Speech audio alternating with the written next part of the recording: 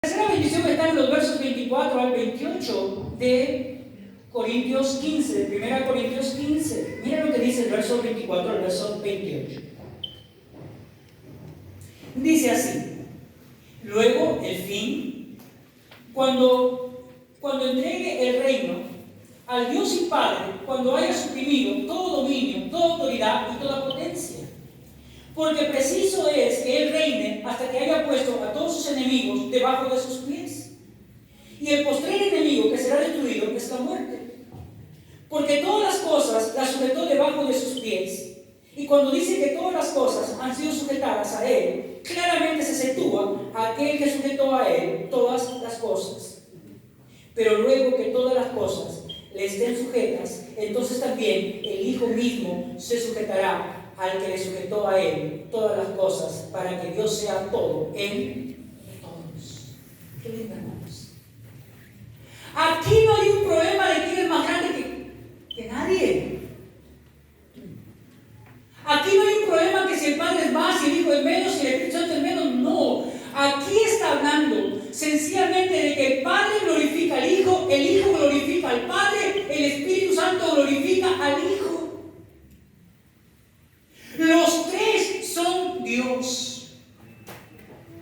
Los tres son personas con la misma esencia, con los mismos atributos.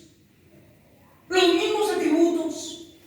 Pero un solo Dios. Un solo Dios. ¿Quieren ver que el Hijo glorifica al Padre y el Padre glorifica al Hijo? Mira Juan 17. Miremos Juan 17.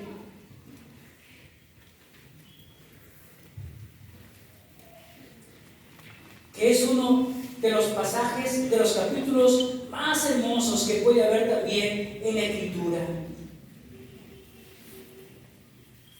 Y veamos que el Espíritu Santo glorifica al Hijo también. Pero mira lo que dice Juan, capítulo 17, verso 4. El Hijo está hablando y dice lo siguiente: yo te he glorificado en la tierra, he acabado la obra que me diste que hiciese. El Hijo sujetado al Padre, sin ningún problema, obedeciendo al Padre en todo lo que el Padre le dijo que debería hacer. Ahora miren el verso 5. El Señor Jesús le dice al Padre: ahora pues, Padre, glorifícame tú al lado tuyo con aquella gloria que tuve contigo antes de que el mundo fuese. No tiene ningún problema el Padre con esto. Glorificar también al Hijo, que es el Espíritu Santo. Voltea una página, capítulo 16 de Juan. Mira lo que dice el verso 14. Hablando del Espíritu Santo, el Señor Jesús dice lo siguiente: Él me glorificará, porque tomará de lo mío y os lo hará saber. Todo lo que tiene el Padre es mío. Por eso dije, tomará de lo mío y os lo hará saber.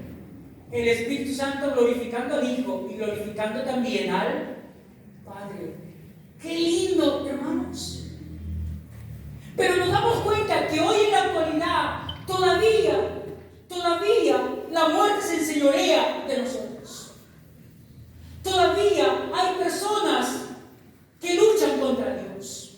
No solamente humanamente hablando, sino también hay seres espirituales que se oponen a la obra de Dios. Por eso el apóstol Pablo, cuando habla en Efesios capítulo 6, dice que nuestra lucha no es contra carne ni sangre, sino contra huestes espirituales de maldad en las regiones celestes. Habla de seres espirituales. La Biblia habla que una tercera parte de los ángeles se opuso a Dios.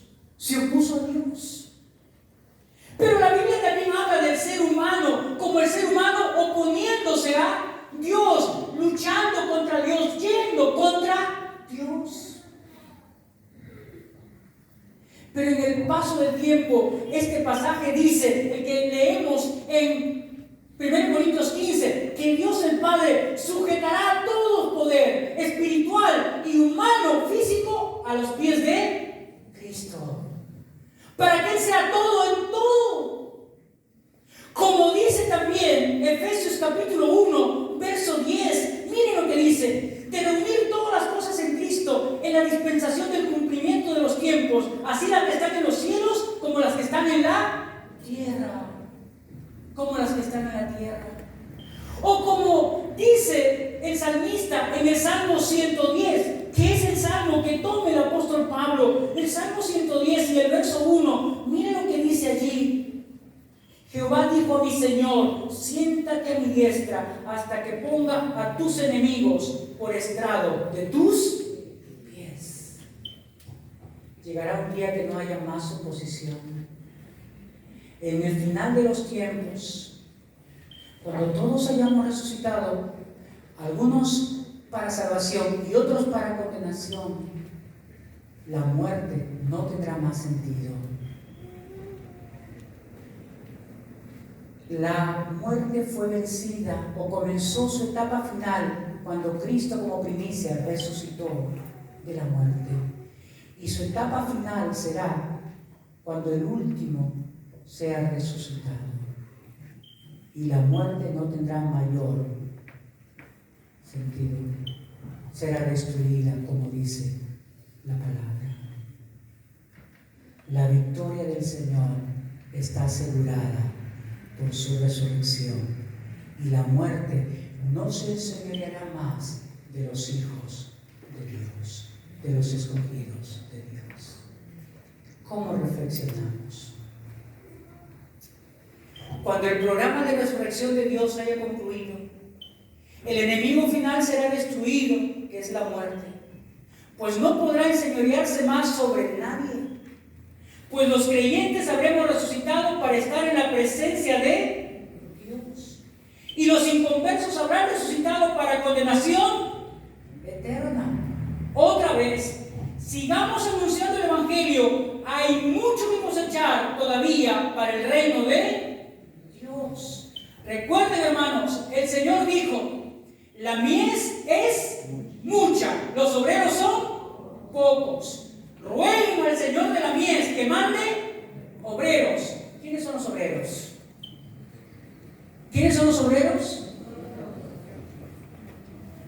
Menos mal que todos han gritado como niños en el colegio, nosotros, para esconderse uno detrás de otro. Me hubiera gustado que todos levantaran su mano y digan, nosotros, porque ahí sí puedo ver a todos en una foto de acá adelante, y además que la cámara nos está filmando, el Señor después te diga, mira, acá levantaste tu mano. Señor, fue un impulso. No habrá tal justificación. Permítame terminar con el último de los beneficios. Y el último beneficio es el aliento que recibimos para seguir adelante a pesar de las circunstancias de la vida. El beneficio de seguir adelante a pesar de las circunstancias de la vida. Ahora, hermanos, ¿saben? Pablo hablaba en difícil. Como dice el apóstol Pedro, hay muchas cosas que Pablo escribe que son difíciles de entender, el cual los necios tuercen. Ahora, yo espero no ser un necio esta mañana, pero el verso 29 trae muchos problemas, muchos conflictos. Porque, escuchen lo que dice el verso 29. Y yo le voy a dar mi parecer. Y usted podrá estar de acuerdo o en desacuerdo, pero voy a dar mi parecer y lo voy a sustentar con el contexto del verso, con el contexto de todo el pasaje que estamos leyendo. Recordarán ustedes que Pablo dice, si no hay resurrección de muertos o resurrección de la muerte, nuestra fe es, todavía estamos en nuestros. Ahora, ese es el contexto para el verso 29. Porque está dentro del inverso de todo esto, de todo este capítulo 15. Ahora, ¿qué dice Pablo? Dice lo siguiente, verso 29. De otro modo, ¿qué harán los que se bautizan por los muertos? Si en ninguna manera los muertos resucitan, ¿por qué pues se bautizan por los muertos? Ahora, hay que entender lo siguiente. En la sociedad de Corinto, la sociedad de Corinto estaba permeada por la filosofía griega. Recordarán ustedes que en Hechos 17 el apóstol Pablo tiene una confrontación con dos grupos de filósofos en el Areópago, en Atenas. El Areópago era un lugar donde se discutía siempre los asuntos de la filosofía. Y había un grupo llamado los estoicos y un grupo llamado los epicúreos. Y este grupo tenía el sentir de que resurrección de los muertos no hay. Porque la idea para el gnóstico epicúreo era de que la materia es mala, el alma es buena. Por lo tanto, cuando el hombre muere, libera su alma de lo malo, que es lo material. Pero en la sociedad de Corinto había personas que hacían este rito. Y Pablo parece que está atacando lo que era una tradición en la sociedad de Corinto, bautizarse por aquellos que han muerto. Y Pablo dice, pero si no hay resurrección de muertos, son tonterías lo que están haciendo, es lo que estaría diciendo Pablo. ¿Por qué entonces, si ustedes creen y piensan que no hay resurrección de muertos, por qué se bautizan entonces? ¿Por qué entonces se bautizan? Ahora recordarán que podría ser que era una iglesia judío-gentil también. ¿Qué grupo judío no creía en la resurrección? Los saduceos no creían en la resurrección de los muertos. Pero hermanos, podría ser que también esta falsa enseñanza estaba entrando también en la iglesia, hermanos. Y de repente habían ahí algunos avesados que pensaban que podían bautizarse por su familiar cristiano que había muerto también. Y Pablo dice, pero si no hay resurrección corporal, como ustedes ven, es una locura lo que están haciendo. En ninguna manera Pablo está animando a que se bauticen por muertos, porque no hay tal cosa. No hay tal cosa.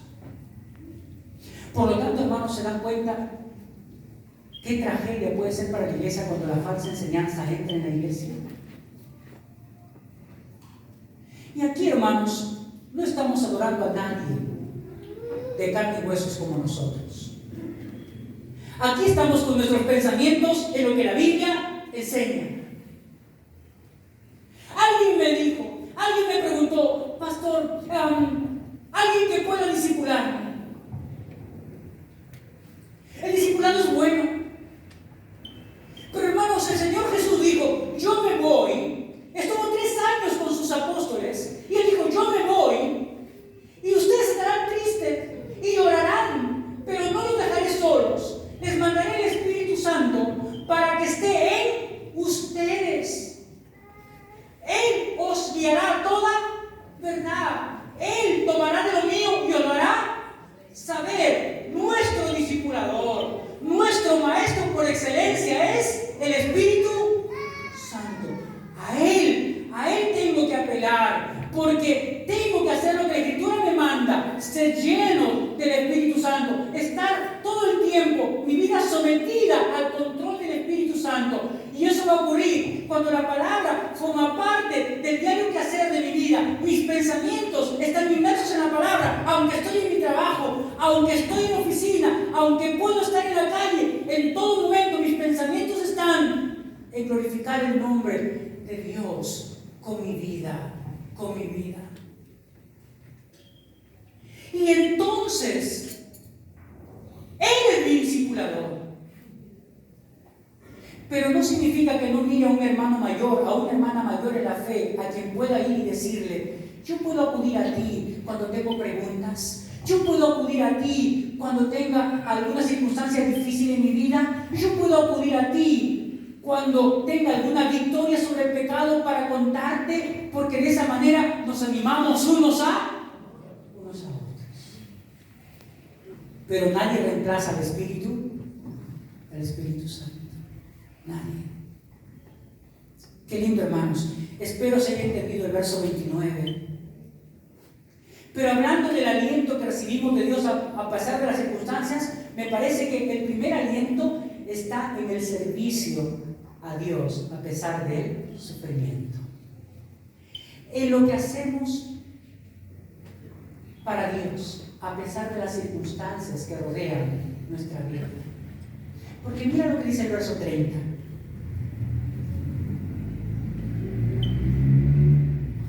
¿Y por qué nosotros peligramos a toda hora? Y pregunto, pero Pablo, eres escandaloso, ¿cómo que peligras a toda hora? Y Pablo me va a decir, ¿cómo? ¿No has leído el libro de los Hechos? ¿No has leído que desde que me convertí, mi vida ha corrido peligro a cada momento porque los apóstoles tuvieron que descolgarme en una canastilla para que no me mataran? Y cuando fui al primer viaje misionero, ¿no has leído que nos apedrearon a Bernabé y a mí? Y cuando estábamos en el segundo viaje misionero, pasamos un montón de circunstancias difíciles. Sí, tienes razón. Cada día, a cada hora, la vida peligra. Pero ese es Pablo. Pero esas fueron las circunstancias de Pablo. Ahora mira lo que dice el verso 31. Os aseguro, hermanos, por la gloria de Jesucristo, que cada día muero. Pablo, si estás exagerando ahora, sí. ¿Cómo es que cada día mueres? Ahora mira Hechos 23 y versos 12 y 13, para notar que sí, tiene razón. Mira Hechos 23, verso 12 y verso 13 dice: venido el día, algunos de los judíos tramaron un complot y se juntaron bajo maldición diciendo que no comerán ni beberían hasta que hubieran dado muerte a Pablo. Eran más de 40 los que habían hecho esta conjuración. Parece que Pablo no tenía escapatoria de nada.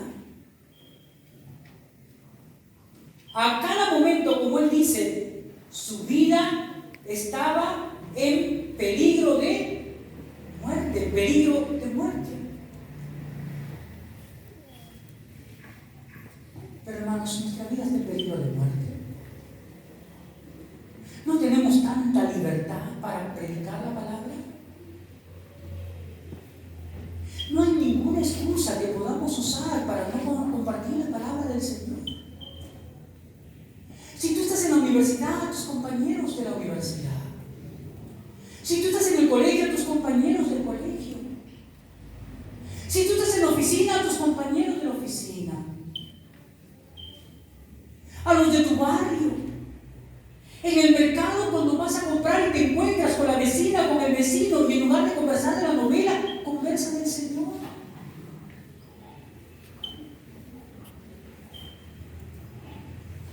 Hermanos, no podemos decir como Pablo, cada día muero.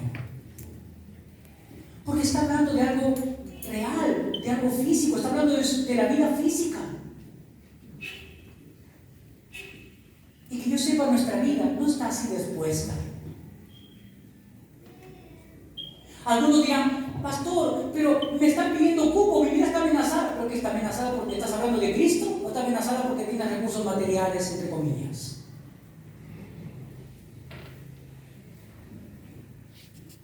Y hermanos, créanme, hasta esas circunstancias, predica a Cristo. Porque de paso te cuento, una hermana estaba siendo extorsionada.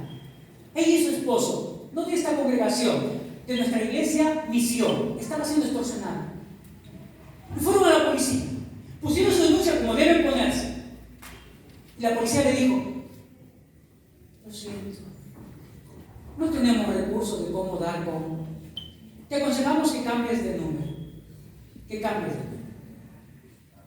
¿Sabe qué comenzó a hacer esta persona?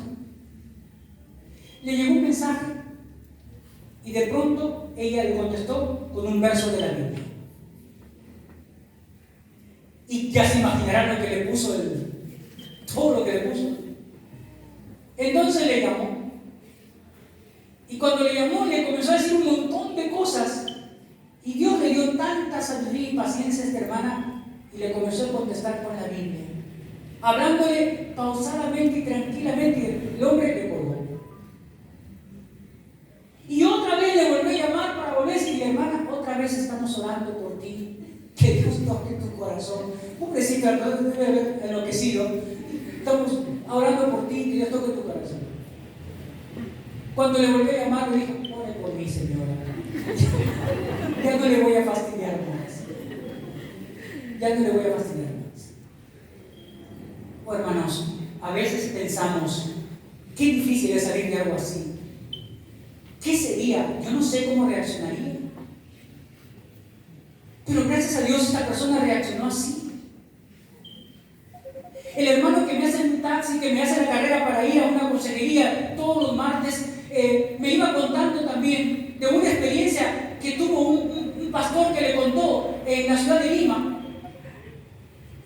que alguien le dijo, quiero que vayas a que prediques en Lima a alguien que está en Lima en una mala situación. Y él dijo, ya iré a predicar.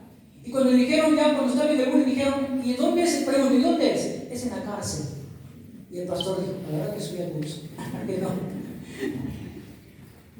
Así que él se iba para entrar a la cárcel. Iba a predicar a una persona que era un famoso, pero muy famoso en lo malo.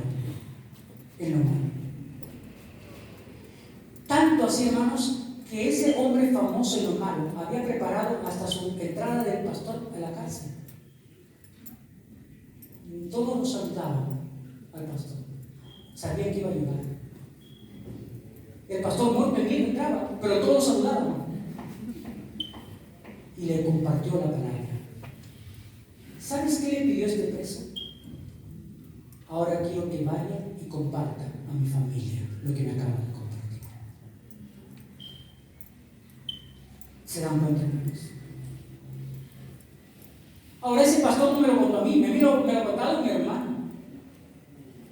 De primera mano. Así que, hermanos, el aliento para servir a Dios a pesar del sufrimiento, Pablo, verso 32 dice, si como hombre batallé en Éfeso contra fieras, ¿qué me aprovecha si los muertos no resucitan? Comamos y bebamos porque mañana moriremos. Yo no estuviera haciendo, dice Pablo, lo que estoy haciendo si no hubiera resurrección. Sería un tonto, sería un necio. Pero como hay resurrección, yo sigo sirviendo al Señor, a pesar que mi vida está en riesgo. A pesar que mi vida esté en riesgo, yo sigo sirviendo al Señor. Qué linda motivación, hermanos. ¿No te anima? ¿No te desafía? ¿No te alienta para seguir sirviendo al Señor a pesar de lo que puedas estar viviendo? ¿Qué estás viviendo? ¿Estás mal de salud? ¿No tienes para la comida de mañana? ¿Qué tienes? ¿Has perdido el trabajo? ¿Qué más puede pasar? ¿Tus pensamientos no puedes controlarlo? ¿Estás deprimido? ¿Estás ansioso? ¿Qué puedes estar pasando? Si hoy día es el último día, amén. Porque Pablo dijo, yo preferiría irme con el Señor ya, pero por causa de ustedes me quedo. ¿Lo vio como una tragedia? No. Tampoco lo veamos nosotros como una tragedia. Veámoslo como una bendición de parte de Dios. El segundo incentivo del aliento a pesar de las circunstancias no solamente está en el servicio al Señor, sino está en tener una vida piadosa. Mira verso 33 y verso 34. Con eso terminamos. Dice, velad debidamente y no pequéis. O verso 33, no erréis, las malas conversaciones corrompen las buenas costumbres. Velad debidamente y no pequéis, porque algunos no conocen a Dios. Para vergüenza vuestra lo digo. Algunos ignoran las Escrituras porque no están estudiando, porque no están leyendo su Biblia, porque no están avanzando en su vida espiritual. Están retrasados en su crecimiento con Dios. Y Pablo dice, para vergüenza se lo digo, para que dejen de ser ociosos, para que dejen de ser livianos, para que ya no sigan de vacaciones, sino se pongan a estudiar la Biblia, a leer la Biblia para que no ignoren las cosas de Dios, para que no ignoren las cosas de Dios. Pero quiero detenerme en la expresión malas conversaciones. Malas conversaciones, porque de eso hay mucho en la iglesia, hermanos. Mucho que corregir. Yo no sé, hermanos, por qué se alegran algunos hermanos cuando algunas hermanas pasan dificultades. Yo no sé por qué se alegran algunos cuando algunos extravían cosas o pierden cosas. Cuando la Biblia dice, cuando alguno está triste, todos nos entristecemos con él. Y cuando alguien ha tenido una victoria con el Señor, todos nos sentimos bien con esa persona. Malas conversaciones, el término enfatiza un mensaje hablado, pero también puede traducirse como malas compañías. Malas compañías. Y hermanos, tenemos que impedir las malas influencias sobre nuestras vidas. Tenemos que dejar de lado aquellas conversaciones vanas, aquellas conversaciones vacías. Tenemos que hacer de nuestro lado a aquellos que no quieren cambiar, a aquellos que quieren que podamos acercarnos a ellos para ser contagiados por su irreverencia a Dios, por su vida de impiedad. Debemos motivarnos a una vida piadosa, a no ser influenciados por una vida corrupta. Es triste eso, hermanos, es triste. Pero el énfasis aquí es una vida piadosa. ¿Y qué quiero decir con una vida piadosa? Una vida alejada del pecado. Y hermanos, algunos somos expertos pecando y somos poco hábiles en la vida piadosa. Debemos considerar, hermanos, que Dios no tomará por inocente al que es culpable. Hay que tener cuidado, hermanos. Hay que tener cuidado, porque la Biblia dice que el juicio comenzará por casa, por nosotros. Tome en cuenta cómo estás viviendo, tomemos en cuenta cómo estamos viviendo para el Señor. Termino enfatizando lo que el apóstol Pedro dice en 1 de Pedro 1, verso 17. Que eso nos desafía a todos y motive nuestro corazón. Escuche lo que dice el apóstol Pedro en el capítulo 1, verso 17. Y si invocáis por Padre a aquel que sin acepción de personas juzga según la obra de cada uno, conducíos en temor todo el tiempo de vuestra peregrinación. Y está hablando de nuestra existencia terrenal. Y el desafío es que todos podamos vivir en santidad. Que todos dejemos ya de hacer las cosas que ofenden a Dios para comenzar a vivir como a Dios le agrada. Amén. Padre, te damos gracias esta mañana por tu palabra. Padre, ¿qué motivaciones encontramos en tu resurrección, Señor? El servicio a ti y la vida piadosa. Y qué grandes beneficios, Señor, la seguridad de nuestra resurrección, la seguridad de tu venida por segunda vez, Señor Jesús, y la victoria frente a los enemigos y también frente a la muerte. Qué bendiciones, Señor, tenemos con tu resurrección. Mientras tanto, Señor, anima nuestros corazones, desafía nuestras vidas, Señor, para seguir adelante, caminando en santidad mientras peregrinamos en el mundo, Señor. Como Pedro diría, sed santos en toda vuestra manera de vivir. Es nuestro deseo, Señor. Señor, abre nuestros labios para que podamos seguir anunciando el Evangelio de la salvación, las buenas nuevas de la salvación, que Cristo murió, fue sepultado y resucitó para perdón de los pecados y para vida eterna. En el nombre de Jesús te damos gracias. Amén.